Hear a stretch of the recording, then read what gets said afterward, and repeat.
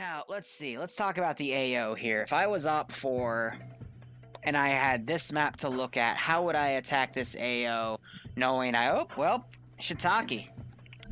Yep, so they're going to get everyone to join in as the stagnate join in as people are going on, so we'll see some movement here. Hopefully.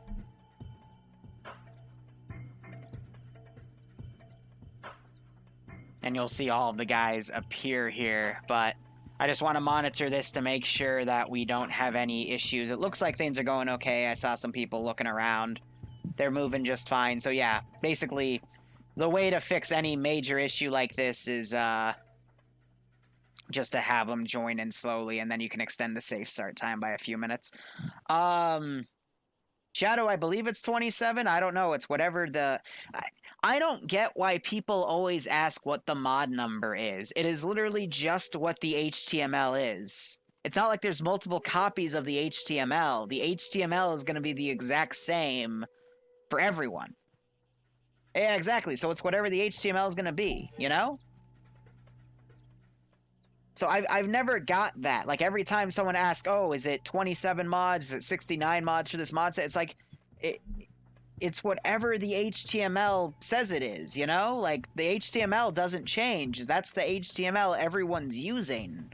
If you don't know, you should just go check the HTML and check the date on it, because you have to assume everyone's using the same up-to-date HTML. Or I could be wrong. I don't know, but I've just never understood that, you know? Because... like, what other HTML would you pull the mods from, you know? Like, TSB, I guess I could understand because there's a bunch of different mod sets, but, you know, the hosts, including myself now, just mention what the mod set is itself, and, God, I think I had a voice crack right there, but just mention what the mod set is, and then from there you can just, you know, take the HTML that's tied to it. Never understood that. Any chance to hear their voices, voice comms someday? Bradley, it's hard to do that because... how do I put this? Once people start dying, I then have to shift things out. But if I'm gonna solo shoutcast this round, I could fly around with, my TFAR plugin on. But as soon as people start dying, I'm gonna have to turn it off and jump back up to casting couch. Fuck, speaking of the devil, I just saw Cholt jump in. All right, Cholt, if you're still here, get out. You're gonna go playing.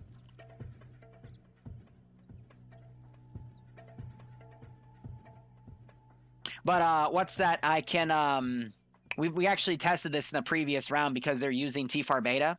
I might have said Ace there like an idiot, but I can actually listen to their local comms from Spectator. The issue is when people start dying, they all get put in the same channel to speak to each other. So I don't want to overhear people. Hence why I have to jump back in on the channel. But fuck it. Let me go into that. I can enable TFAR beta, and now we'll be able to hear their local comms. So yeah, you know, as a solo shoutcast, I can definitely do that. I just also... oh, that crashed my TeamSpeak. There we go. So now you can hear their local comms. Radio check on. So again, what you're seeing is they have a file on the in the mission file, excuse me, that rekits the units. Coalition does it the same way. I'm pretty sure OFCRA does it the same way. I've looked into doing something like that, but at the same time, for making the mission, it I think it's better just to put the stuff on the kits directly. That way there's a little less load time, but everyone has their own ways of doing things. No, Helix, so what I was saying was Achilles asked me yesterday to, or was it this morning? It was one of the two, to get, how to get the 700 to start having a branch of people to represent in Friday Night Fights, and I pointed him to Dingo, who is the guy that manages the EU branch of FNF, so that'll happen soon. I will probably never do a PvP mission for the 700th solely because your ace is too finicky for something like that, in my honest opinion.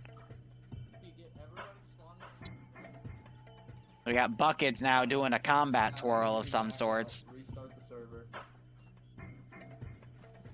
And have everybody immediately do.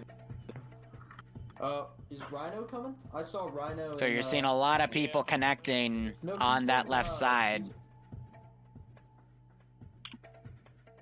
Well, Helix, I also don't like hosting PvP events. Don't get me wrong. I'll shoutcast, I'll cover, I'll spectate PvP because I love watching it, but I don't like to put my name. I gotta be careful how I word this because either way I sound hypocritical. I don't like making PvP events, but I wouldn't mind making a mission for FNF and I wouldn't mind, shoutcasting it, but I don't like making my own PvP because the times I've done it in the past, either I get salty with people or I watch people get salty and I don't want to deal with that. Now, don't get me wrong, we have PvE/P. Oh, this was actually really funny. Some random guy asked me a few days ago if he wanted me to have his group come in to be OPFOR aggressors in TSB ops. And I politely put him down, but I had to explain, I don't really do that, you know? Like, and even when I do that, that's kind of reserved for the people that, have been in TSB for a while. This was a few days ago through DMs, what's that? I had to explain that, that's kind of a luxury only given to, some people in TSB who have been here for a long time. They're also the ones that, A, know how the player base operates, so they know how to balance themselves between, being actual OPFOR aggressors and not wiping them, but also, making sure that they will act as OPFOR aggressors. But they also know that if I radio them and I say, hey, punish him, they'll get him punished. You can just ask, what's that? He's one of my go-to OPFOR aggressor guys. But, yeah, you can see him laughing in the chat now because of it. But,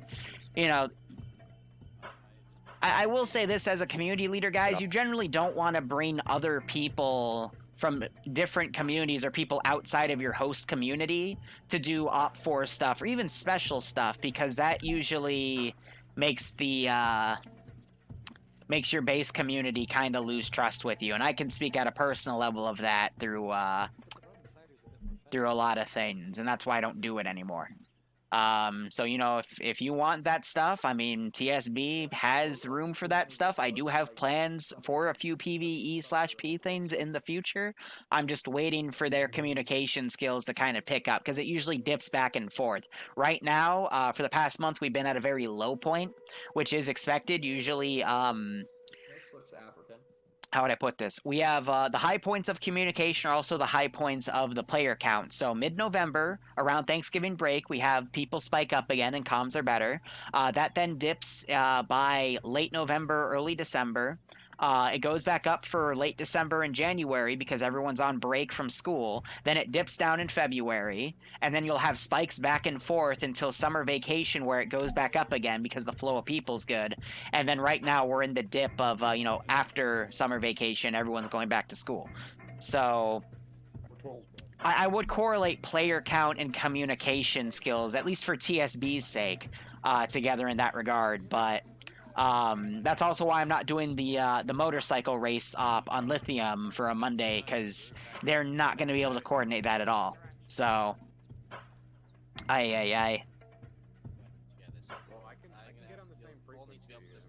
But, as a Zeus or a mission maker, or just a leader of your community in general, you got to know what your player base is capable of and how they're able to handle things. I need to, next week I'm going to be spending a few more, Started watching you when I started college.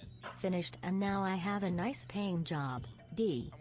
Hey, that's great to hear, man. I hope you have been able to maintain that job through COVID. I mean, that's great that you're still employed. But thanks so much for the 10-month resub, man. I hope things keep going well for you. I hope you keep enjoying the operations. Hope you keep enjoying the streams. Hope you are staying safe among COVID-19. And I hope you get a kick out of this stream, man. Seriously. It's great to hear. As I was saying, if you're a mission maker or a Zeus or a high-ranking guy in your community, you should have a good understanding of how your guys play, and you should always kind of cater that experience for them in that regard.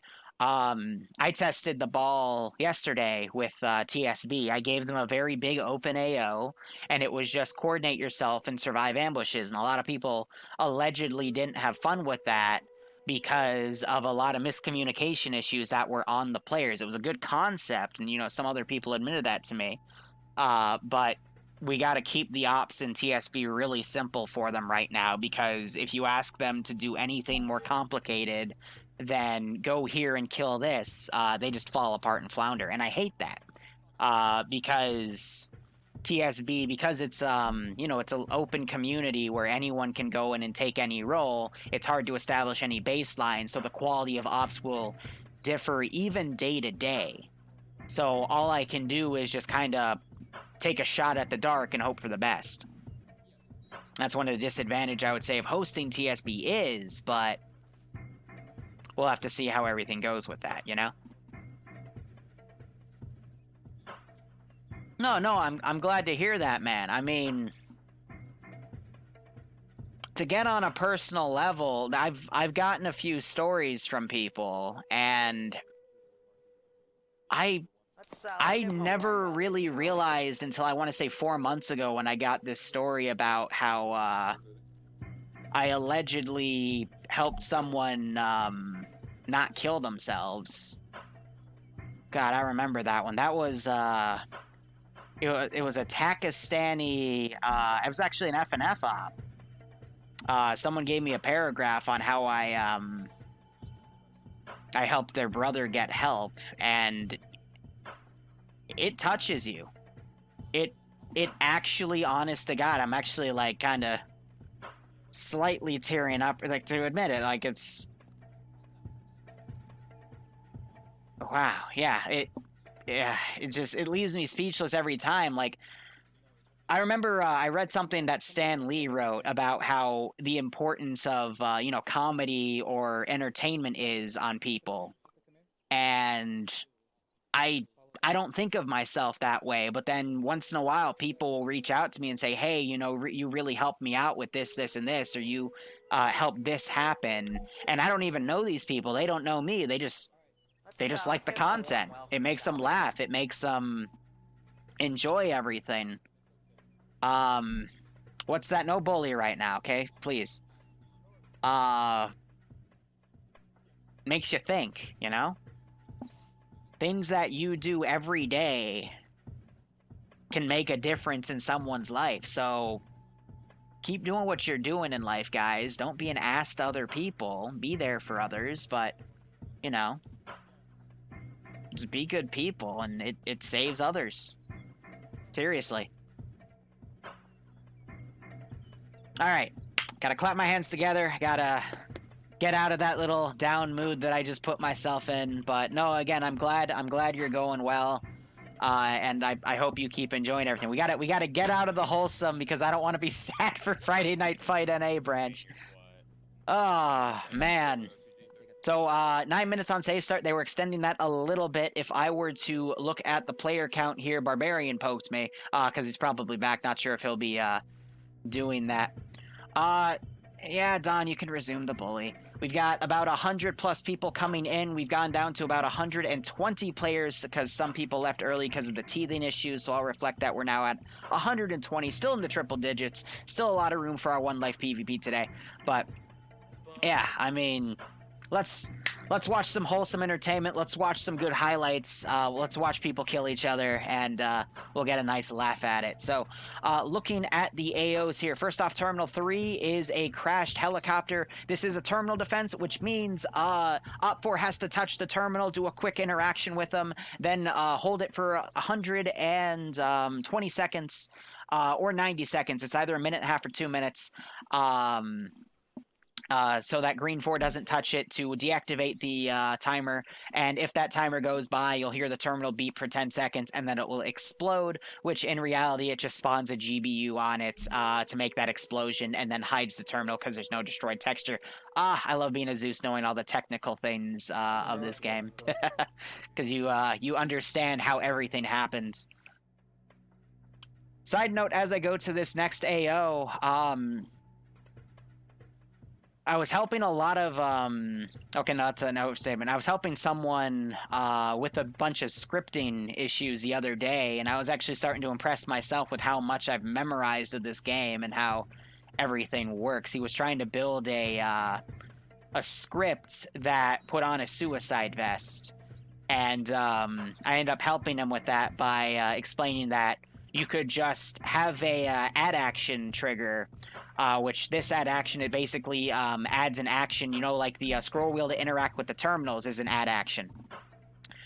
So what it would do is when he detonate the vest, it would just be a scroll wheel option, again, an add action, for him to detonate it, quote unquote. And the add action, when you run it, it would basically spawn a satchel on your player position. It would get that position by getting your player position, because that's a function you can use to get a position. I use that function when I make teleport scripts in the game, and it would spawn a satchel charge on that position, and then it would kill the charge, meaning it would force it to detonate, because when you kill an explosive asset in the game, it causes it to explode. So that's how you would make it go boom. Yeah, oh, freaking suicide vest explosive content. Yeah, Twitch loves me, I bet, right? But here is terminal site number 1, defensive in a town. Fun fact, this exact AO, and I'm pretty sure this exact building had an ammo cache in it in a previous FNF a few weeks ago. But the terminal's tucked away next to an east wind device. And then we have Terminal 2, which is all the way up here in the large green shed. And we have a lot of trucks in here. I'd be curious if those trucks were actually drivable and actually destroyable, because one rocket in here to blow this up would cause this place to go sky high. If not, you could take those and drive them on the edge, and you could make a perimeter out of trucks, which could also explode and kill a bunch of people hiding behind them. So that's a very nasty objective right there. I don't know what Tarn folks specifically did with them, but with this being a 3 AO hold, and it's not in subsequent order because we don't have a little blue, green, or gray area, usually it's in red, over Terminal 1 to show that Red 4 has to take Terminal 1, then 2, then 3 first. Independent has to decide if they want to hold all 3 terminals, or if they want to divide themselves among 2, which is usually the better idea, the latter option of holding 2 terminals, 2 objectives, any 3-part objective instead of 3, because that means you can have more forces per AO. It just means that if OPFOR catches wind of that, they will spend less time transmitting, so you really got to rely on those PvP skills a lot harder. But independent, we've got some people going up on Recon. The Charlie 2 Matt team is going up on the Hill 320 marker. Baranachik. There we go. That's the name of that little mountaintop right there. And it looks like they're going to hold the 2 southern objectives and set up a lot of defenses at Terminal 1 itself and Stario. So nice call there. And then OPFOR, we're seeing them set up to take the BRDMs to escort their units in. They've got a 20% numbers advantage and those 2 armed BRDMs, and we can scroll in. The 2 platoon lead. Let's listen to this plan. So we're all going to try and load up into 1 Vic if possible. No, negative. If Try and get not, into 2 Vics. Barb, chat wants to listen to some of the cons today, so I'll come up there and when first contact starts. So Flood, and I've already forgotten the name of my other team lead. Where is he? RPG emote or AT emote? Oh, yes. Yes, we do. I'll be sure to get one made. I'll be riding with your team, Mr. Lurch. Alright, fuckers, let's go get in the truck. Mr. Lurch. Val, where are you at? So they just talked about how they're dividing their forces, and looks like SL just told them all to get in the truck itself, so that's good to see. Yeah, okay. This is Platoon 1 lead. For clearing the buildings all the way through. All the way through. Alpha is anything southwest of the road running in, all the way to this T-junction here running towards Terminal 2. Felix, you're going to have to fight with Yander for that role, because in my opinion, Yander is the AT god in FNF. We'll just pinch off Terminal 2. So ideally, we don't have to go into Terminal 2 if everything goes correct. Everything goes correct. Can you not? I'm trying to get them. We're trying to listen. Terminal 2 and second platoon down in these woods here. Alright, we want to load up in the trucks first, so load up in the back trucks, try to load up, we're going to take as much as we can, we're going to leave the UAZs for company and platoon HQ, so fill in, I think we can fit everybody in the back 3 trucks here, so do that. Any questions for squad leaders? No questions. I'll talk to my guys. Alright, Finn, I don't think I ever squad lead. So OPFOR's been making their plan. That's Barbarian. He joined in the TFAR as well, so he can hear me because he's in the other spectator slot. What you want? What you want, Barbarian? What do you want? What? Why you interrupt? For beautiful Soviet plan. Why Why are you doing that voice if they're Soviets? I don't know. I butcher everything according to what's that. I'm trying to make him cringe enough to finally leave me alone. I'll be free. I'm not getting any dropped frames. I think it's your internet connection. What's that?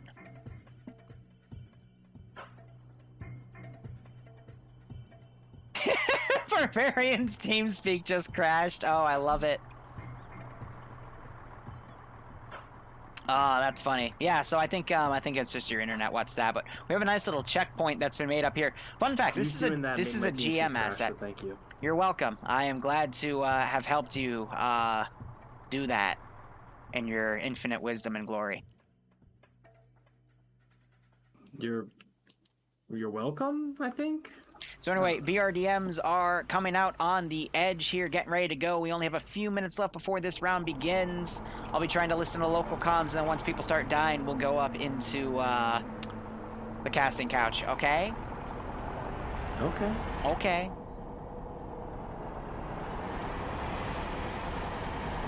Have you ever noticed the cameras, sorry to cut you off, they have a little place for the guy in between the driver and the shotgun seat? They have a place for him to turn out and shoot? I was going to say, that has to be new, because I do not remember seeing those. And I mean, when's the last time you or I have actually used those assets? Those could have been there the entire time. I just wouldn't have fucking noticed, you know? I've dug through RHS trucks and stuff like that, RHS vehicles in general. I genuinely do not remember there being a variant of that truck with a, gunner hatch to pop open. Might be with the new update that happened a few weeks ago. Yeah, it could be from that update. That's very possible.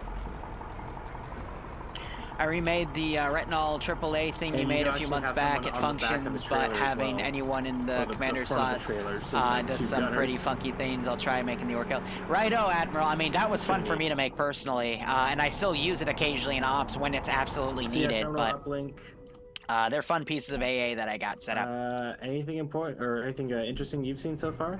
I like these garrisons, the environment. GREENFOR is going to be holding Terminal Sites 1 and 3. They're scuttling Terminal 2, which is a genuine play that you always see in Friday night fights when the defending faction's given 2 objectives, so they can spread themselves thin between 2 objectives instead of 3 to try to weed out the... whatchamacallit? Sorry, I was hiccuping. Try to defend against the pincer move, but we have Delta Squad and Platoon 2 HQ driving up the MSR, and they're going to run into the armed BRDMs, and they have some guys on top. This could be devastating. BRDM 1 making a wide right turn. Platoon 2 HQ dropping off just as the vehicles are driving by. I wonder if anyone heard each other. It would have been really hard to with the engines running, but it's possible. They've stopped now, and dismounting, so they might have heard it, or this. No, they're walking clear away from it. They don't even know. Meanwhile, the GREENFOR guys are also dismounting. I don't think they know either. GREENFOR, I think, is trying to set up a blocking position on this MSR, but the BRDMs beat them to it, and I don't think any faction just realized that they just drove right past each other within at least 20 meters, but because of the trees concealing GREENFOR's movement and the super lucky timing of the BRDMs pulling off the road just as that left turn started up to try to avoid these little concrete things in the ground, they just managed to get away from each other. But now you have Platoon 2 HQ driving back with his 2IC. Might get spotted out by the BRDM. Yeah. No, but that gunner's looking right instead of left. This is textbook FNF right Hold here. up. BRDM just noticed. I think it's going up the road. I think they just mentioned that they saw it driving, so they're going to go up there. GREENFOR... Yeah? GREENFOR has spotted that BRDM, at least some guys on the rear security element. I just don't see anyone with AT. Nope, and here comes Foxtrot 2. That's a PKT gunner. Oh dear. T5A opening up. Oh. Almost got hit by his own guy. Oh yeah, did he walk into his crossfire? Yep, so Warlords goes down, and we have the other guy sprinting away for his life. Now that people are going to die, I'm going to go back up to Casting Couch. Sure. If you... Oh. Hold on, we gotta also disable the plugin. That's all the communications of FNF there in a nutshell. Make sure you disable your plugin, otherwise it's just gonna pull you right back. No, I know. Also, if you could send me the multi when you get a chance. Get it from my stream, Forehead. Oh, you know the command. Okay. Ouch! You know the command? Ow. That hurt. What? Here, it's X. There you go. I was gonna spell it out for you, but I think you figured it out. Anyway, T5 Bay and his assistant are able to. It's Dooley. So yeah, two really good players. They killed Warlord. He woke up and tried to get away. Meanwhile, we have the BRDM circling that position. Platoon 2 HQ is still alive. He's looking around. I think he spotted out that other BRDM driving around, or it might be the same one. Trying to find the other BRDM position now. But I do not see it. Looks like most of OPFOR is going for Terminal 2 right now as this staging force goes into Terminal 1. So that major group is probably going to be able to take Terminal 2 and then go to Terminal 3 without much resistance. I'm really worried how spread out GREENFOR is right now. But they need to close that Delta squad group on the GREENFOR position to try to box out. Let's see, it's Foxtrot and Charlie 2. So weapon squads. All of the machine gun teams and the heavy AT are all together on the southern side. So that's a very deadly force that GREENFOR is going to have to contend with. But if they can surround them and take them out, they can also take out all of the heavy hitting teams that OPFOR has. Also, GREENFOR are on a little camp position at 279. I think they were told about this. There's D30s up here. What? 279, grid ref 098053. I think these are just disabled assets, but there's D30s. They look legit.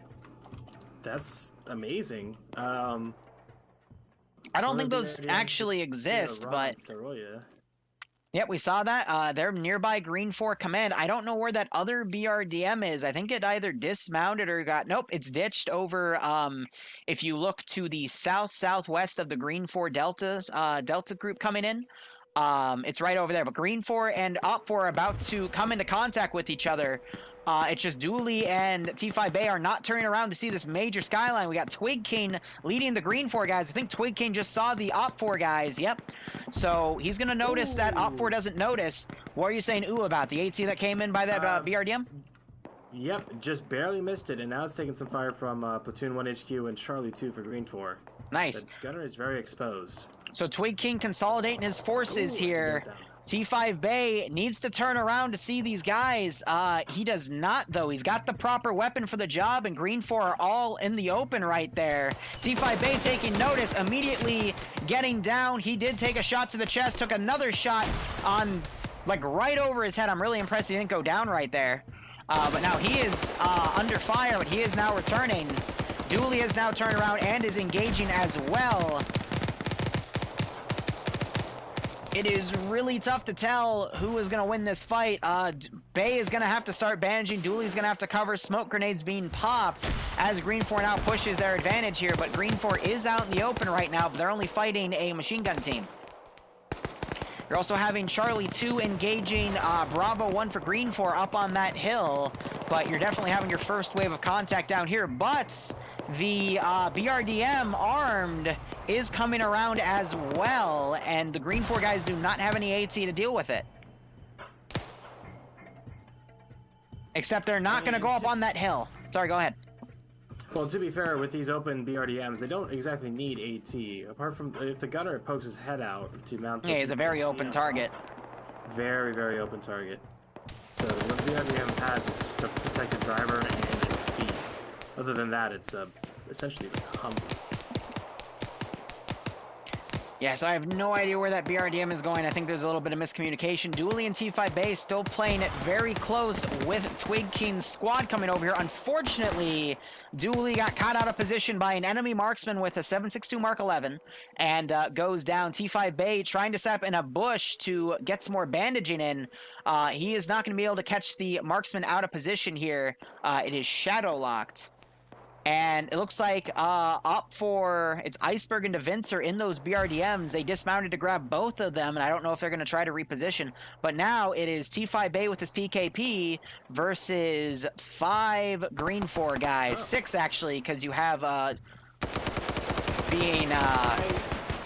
wow. I got tongue-tied there watching Shadowlock drop T5 Bay with that marksman rifle. That was a lucky headshot.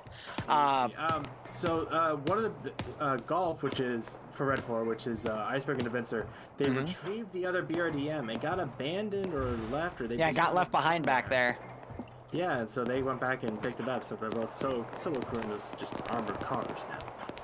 You're having OPFOR's Charlie 2 Matt team doing an aggressive push by Terminal 1, getting caught out of position by Bravo 1 here.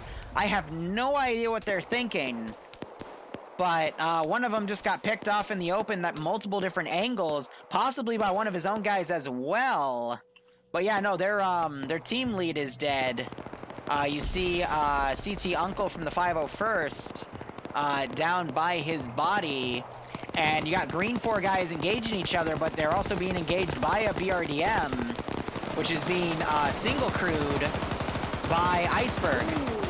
Yeah, Iceberg just got dropped one over by D2 Element Lead, who is just completely oblivious, has not looked away from the south. Yeah, so these 2 BRDMs finding units to pick off here. That's not a bad call. They just have to make sure they're staying mobile. AT just came in. I don't know where that was launched from, though. But they're going to now get away to try to be mobile. You also have Platoon 1 HQ for GREENFOR on his own running around. And, I mean, OPFOR, they still got 3 guys up in this section, but that was all of their weapon teams. So, gonna check the roster real quick. Yeah, so Cholt was leading Foxtrot 1. Their guys are down or dead. Charlie 1 is Scandia Recon. They passed the AT to Charlie 1 instead of Charlie 2 for this one. They also have Nemesis with the PKP, so they had Yander go join Charlie 1 instead. So they still have one of their machine gunners in a machine gun team as well as their AT, but all of the other weapon team assets are down or getting encircled right now because of their positioning. But BRDM's doing a good job with harassment. One of them did score a kill, as you mentioned earlier. It's funny because it looks like Plut here is actually trying to CPR the dead guy. You got to remember, guys, if you get an inventory icon over a body, it means they're dead. But now you got the BRDMs. They're driving out and about again. And they might try to do another harassment action on those GREENFOR units. Or they might try to pull in a bit more, but they got to be careful driving into town because they don't know where GREENFOR guys are going to be. Oh. Hold on. Iceberg doing a sick kickflip with his vehicle. And I think his Vic is still okay. Wow. Oh, looks fine. But driving into town like that's risky because they don't know where enemy AT is, and it can get very messy very quickly. Yeah, they found a little rock wall right there, and DeVincer hits it full on and tries to drive over it and gets his Vic stuck. What's it? Like, he just, I freaking know. He's got stuff stuck, that's the fucking point. Yeah, he's got to close that driver hatch, and he does so now, realizing his Vic is stuck. So Iceberg coming in to try to pick up the OPFOR guys that are stuck in this barn. So good coordination there. He can also get a gunner on that thing should he choose, but DeVincer trying to finagle his Vic out of there, but no, that thing is stuck. There is no way he's going to be able to get out of that. That's why you got to drive around these walls with these types of vehicles, because otherwise they ain't going to count. You have Tom Cruise here, just on his own. Well, actually, no, he's not on his own. I lied, but he started engaging that long barn. AT was just heard and hits DeVincer's stuck Vic, and DeVincer is now, I believe he's dead. Could still be alive in there, but yeah. Not surprising. You have another guy, you got Ryan here trying to run into, get into this Vic as well. Surprised GREENFOR isn't sending units down to try to assault that Vic. Instead, you got riflemen shooting down at that vehicle itself. No one getting picked off. One of the guys accidentally went on top of it because he didn't scroll wheel properly, and now Iceberg is going to... He's trying to drive up to CT Uncle here, who is trying to bandage Cholt, but he is dead. He's going to have GREENFOR guys walk right on top of him. Oh, that guy on top of the Vic, he is dead. I just saw that headshot there. And the other guy, as he ran to the Vic, got cut out of the open and engaged. But again, this GREENFOR group doesn't have anything that they can utilize against that Vic. They also shot out one of the wheels. That's going to make his mobility very bad. Iceberg needs to basically go downhill to get away from this GREENFOR group because it can run and catch up. But the only damage that GREENFOR can do to that Vic is going to be very superficial. So I like that try to fall out of there, but unfortunately he just went too close to some GREENFOR guys. Go ahead. Well, I was just going to say, this reminds me of early World War I, like, tank battles where, oh, we can't actually kill the tank, but we can disable it, stop it from moving, and Yeah, then exactly. the people inside can't do anything. So that's, if they can pop all four wheels, that's a problem. That's still a problem for Iceberg, although he does have a gunner out now, so have some protection, but he is very exposed. But he is exposed from that GREENFOR flank because he does not have the ability to turn the gun all the way around. But GREENFOR is going to hold on their attack for now, satisfied with the amount of kills they've racked up. So they've been doing all right on this defense. They haven't let up a single terminal yet. We have under, let's see, 15 plus 30 would be 50. So under 30 minutes now for this round. OPFOR is being slow on their push here to Terminal 2, but they're going to have to kick it into higher gear to get these other two sites. GREENFOR doing a pretty wide pattern on both AOs, keeping that up, but they haven't really fought the full extent of OPFOR's force yet. I'm wondering if... Go ahead. Well, I noticed in the Terminal 2 building, there's actually a bunch of Urals, like civilian Urals. I wonder if they'll be able to... Yeah, I saw that too. Get out of there quickly. Maybe. We'll see. So Pads just went unconscious. He got shot up a bunch right there. Tom Cruise might have just shot Pads to death, and Pads is one of the platoon commanders. So that's interesting. There's... Pronix is a medic, though, so he should be able to get him back up, but I guess Tom Cruise got a little jumpy. Iceberg now trying to still drive away. He's too concerned with being in enemy territory. He needs to get somewhere safe, repair that wheel, and then skedaddle the hell out of here, but he doesn't know it yet, but he's home free pretty much, unless OPFOR get a ridiculous AT shot out. Or, excuse me, Independent gets a ridiculous shot out. Okay, so I was just thinking about this. DeVincer's still alive. I see that. Yep, he just hopped out. I was looking at him because his icon was still there. It didn't look like he was down or anything. And I looked inside. He was just chilling in the back. Like, the entire vehicle was on fire, and he was, because of Ace's medical rework still. You know, he's inside, and he doesn't get hurt at all. Guy was fine. And so now he just hopped out, and he's going to go rogue. And GREENFOR is going to be none the wiser because they think that's just a dead fucking Vic. He's been in there for minutes. He could come up and ambush the three guys here. We got Tom Cruise with Platoon 1 HQ Pads. No, he was with Pronix. Tom Cruise is pulling outside security. But, you know, the Lone Wolves of FNF, most of the time they're not able to get much done, but... DeVincer, he's TSB, just like Audrey Hotto. There's always a chance for something interesting to happen, whether it be Logan-level shenanigans or something greater. So I would love to see DeVincer get around and get some kills here, but only time's gonna tell. But with how spread out Independent is, he might be able to get away with something. That's what's awesome about FNF, is there is always a chance something crazy is going to happen.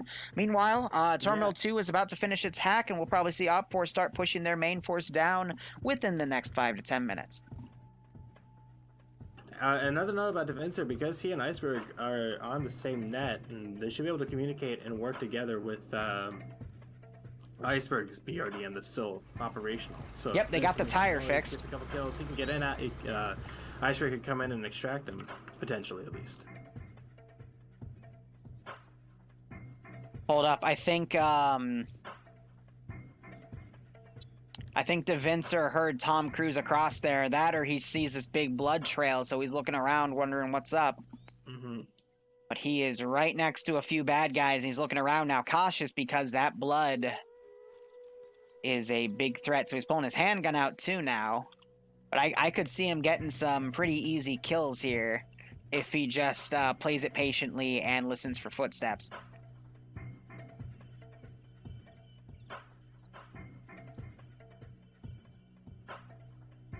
I think the real trick to his success, though, is picking up an enemy gun and doing the miss ID for communication with weapon audio. So, again, I always preach that. Not everyone does it. It doesn't mean you're gonna fail or succeed, but it certainly helps.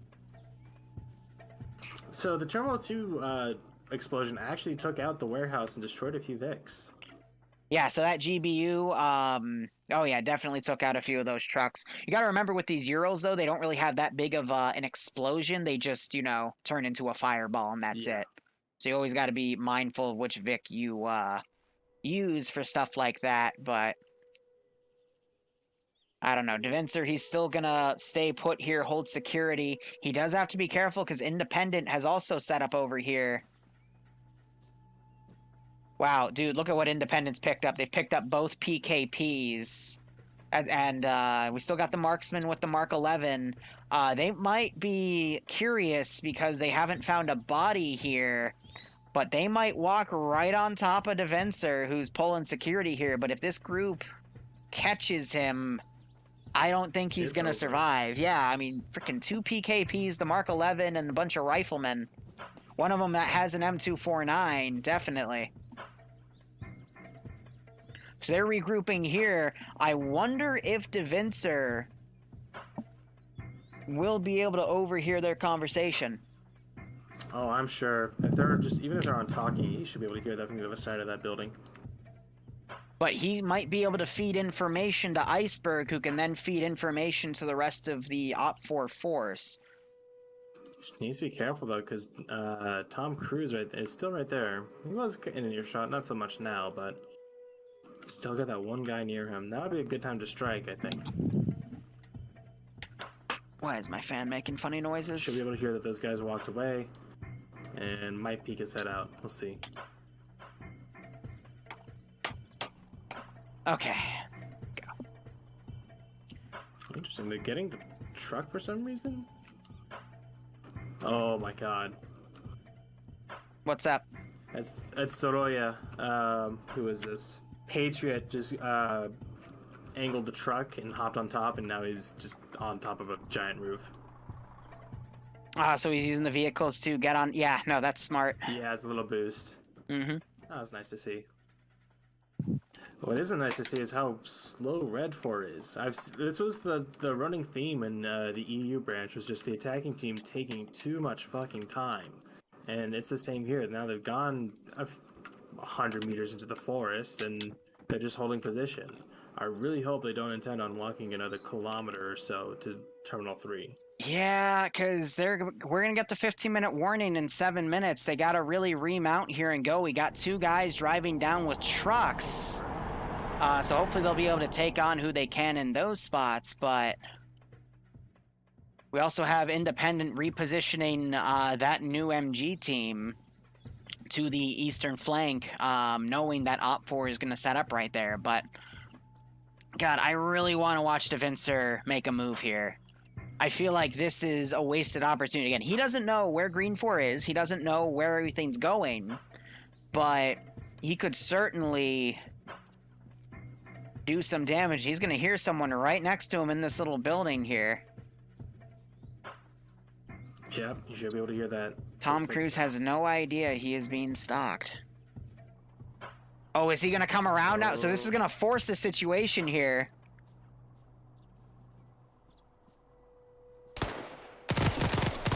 Audrey, I almost said Audrey Hotto. DeVincer was not paying attention. No. I think he was probably talking on radio. He might not have been on Whisper himself, and Tom Cruise heard that and look how close he was. Tom didn't go guns up right there, though. No, there but was... he was looking at that corner. True. When he came around the corner, he was looking at it. He wasn't he's been looking patrolling that section this entire time, so I don't know what happened right there, but that was unfortunate. Again, that's why you don't want to stay in one spot for too long, but you also want to, you know, be mobile, do something. Because again, like I said earlier, like usually the lone wolves don't get much done, and I hate seeing the squander like that because it's like, oh, okay, but you know, in that case, whatever. I'm gonna drop it. I wanted to see something badass. I always want to see something badass. Meanwhile, you got GREENFOR mounting up in 2 trucks and going along the left flank. I think because they're concerned that OPFOR hasn't really been making any moves. That's because they're walking to the next AO. 20 minutes from their positions, I don't see much. Like, I don't see much that's possible here. They're going to have to do a force split to make up for time. And they have a car going up now. With a few guys in it. That's Finn and Scandy. Yeah, that's Scandy. They're the they got a machine gunner and the MAT team gun, which isn't going to be that useful against Independent, but can still do something. This little entrenchment up here, guy with an M240 and then another guy with a GL. This could spell doom for that little UAZ if they get spotted. We'll see. OPFOR has adjusted, Independent has adjusted pretty well. They've got a nice battle line on the little ridge here facing north, and they've spread out their forces quite well to, honestly, not to win, just to hold them back long enough, because they're about to have a lot of OPFOR guys come up on this vector here. But they've done a good job digging trenches and putting overwatch here. We also, looking on the right flank, I do see machine gun, someone with binoculars here. He is looking out, might have spotted those OPFOR guys coming up. And we're also seeing a large flanking action of vehicles going along the right side of the map border. The trucks are loaded with fire teams and squads worth of dudes, 6 + 4 + 8. That would be about 18 guys plus drivers, 21 OPFOR guys going along the right. So I think they're going to try to sneak into Terminal 3 through this forest drought and come in. And Independent has not planned for that at all. Meanwhile, main battle's starting to happen with the other half of OPFOR firing into the defensive trenches of GREENFOR here. But I could see this OPFOR group taking a lot of the Independent's attention away from this wide flank, and that could let OPFOR slide in there and get it. But the real fight is going to be how OPFOR transitions from Terminal 3 to Terminal 1, because they're running out of time. Yeah, this group on the Far East, they need to... I would not go up this southwest to northeast road.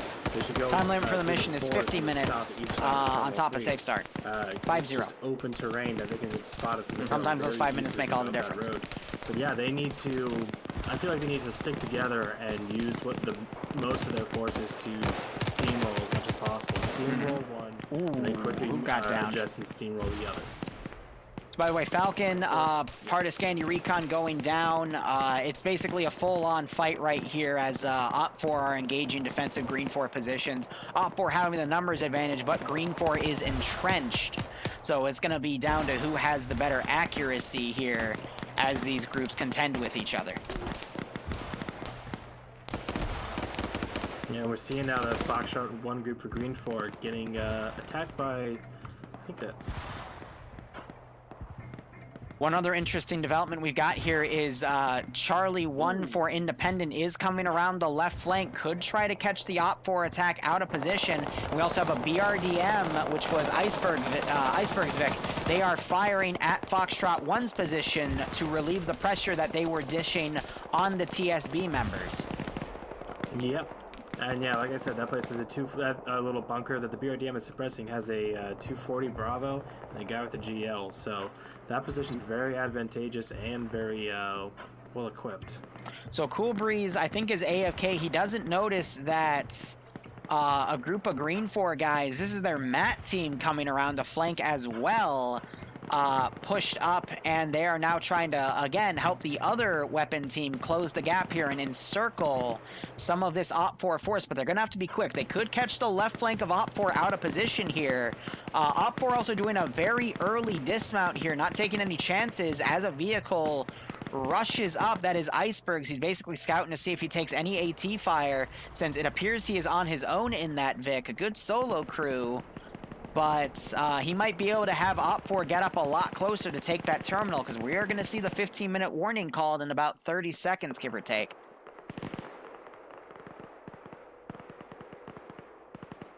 Actually, unless they extended the timer, because then it would add to that. So I actually don't know when the 15-minute warning call itself will be called, because I think they extended by 5 minutes to help more people load in to facilitate making sure that the server wouldn't desync. So we do have GREENFOR Vics starting to be mounted as well. I think they're going to try to do a pullback here. We got 3 guys pulling back to Volk's position. OPFOR hot on their tails, though. Oh, There's the 15-minute warning called, though. You were right about that. By the way, Devenz was in my chat. He was saying, quote, "My stupid ass was looking at map while talking to Iceberg." Amazing. So, yeah, he completely... I'm gonna guess he jumped out of his chair once he started getting shot. Yeah, Tom Cruise basically heard him speaking and then came around, so it makes sense. But GREENFOR, yep, they are doing their best to pull out of that position. OPFOR, though, again, testing the resolve of Independent on a flank really close to the actual terminal site. I also love how we have a guy at the terminal itself. I thought it was hiding in the chopper, but is he going to pull back? We might see a massive pullout from Terminal 3 for GREENFOR to formulate a defense around Terminal 1, but we're also seeing GREENFOR starting to collapse the left flank of OPFOR along the west, and they could potentially encircle these units and take them out. We just saw Cosmonaut go down by Victor Koak.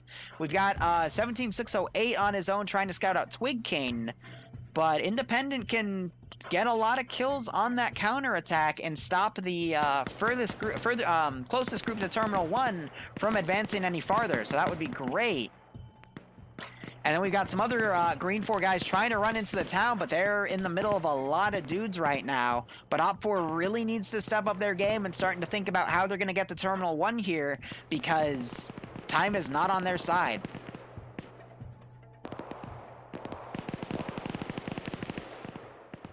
So Independent on that western flank of OPFOR, right on their tail. We're seeing some double taps. We're seeing, who is this right here? Martin has a marksman rifle, and he is a medic, so his marksman for his platoon probably went down. He's trying to find some shots on these Independent guys, but he needs to spot them before he himself gets spotted, because at this range, any weapon would be sufficient.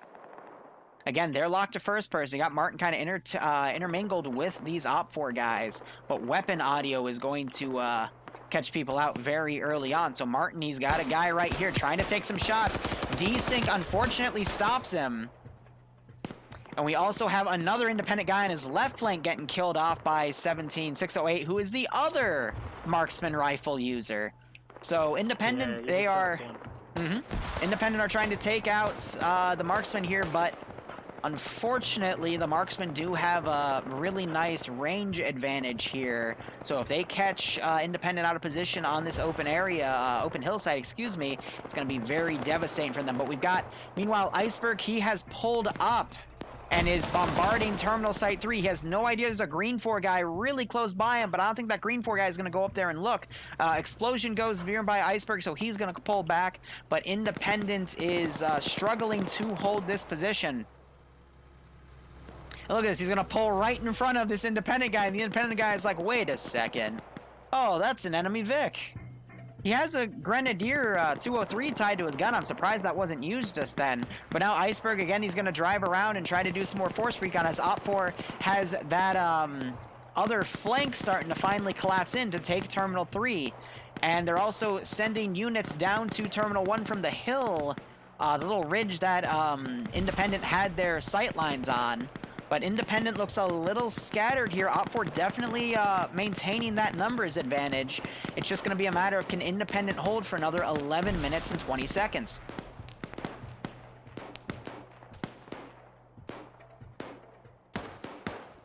Yeah, and I think they can, honestly. They still haven't even gotten close to Terminal 1. They're still a good 500-600+ meters away. One of the marksmen taken out. No, So- I think GREENFOR is going to be able to hold. So Martin, the other marksman, Martin 17607, whatever, he got killed, but Martin was able to kill that shooter. There's still 4 GREENFOR guys on the northernmost flank, but OPFOR is repositioning with Scandi Recon to go take them out. They excel in force-based warfare.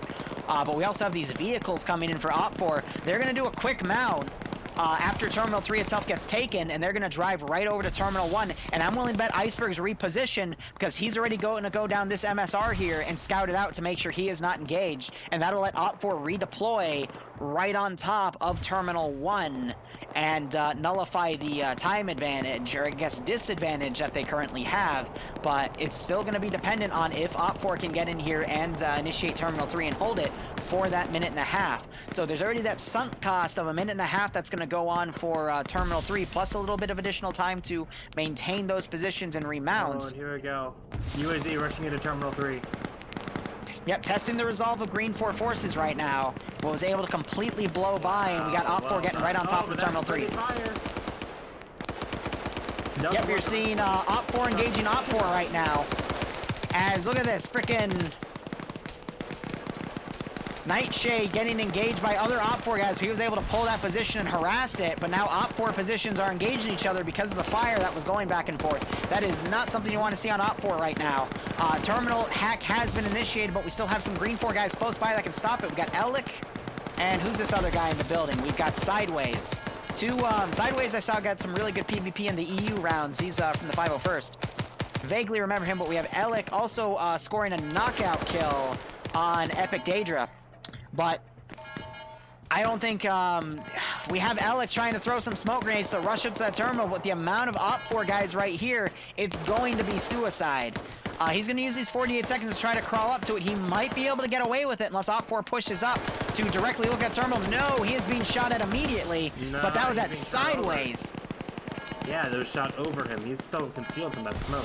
So if he can go up and touch it and buy GREENFOR another minute and a half.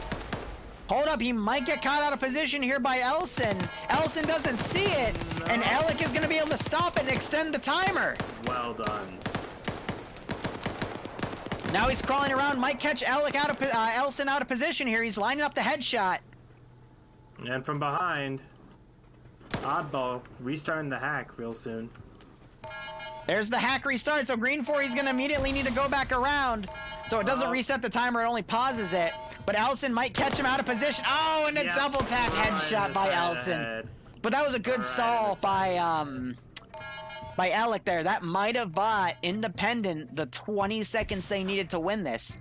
Either way, the only time overtime is going to be called here is if during the hack, the timer on the bottom right goes past 0. So if OPFOR doesn't touch the terminal within the next 7 minutes and 45 seconds, it's going to be an independent win. 7 minutes is a lot of time, but GREENFOR, they've got that garrison fresh. I'm not sure if they still have the PKPs from the weapon squads that they killed earlier, because I think they maneuvered them around.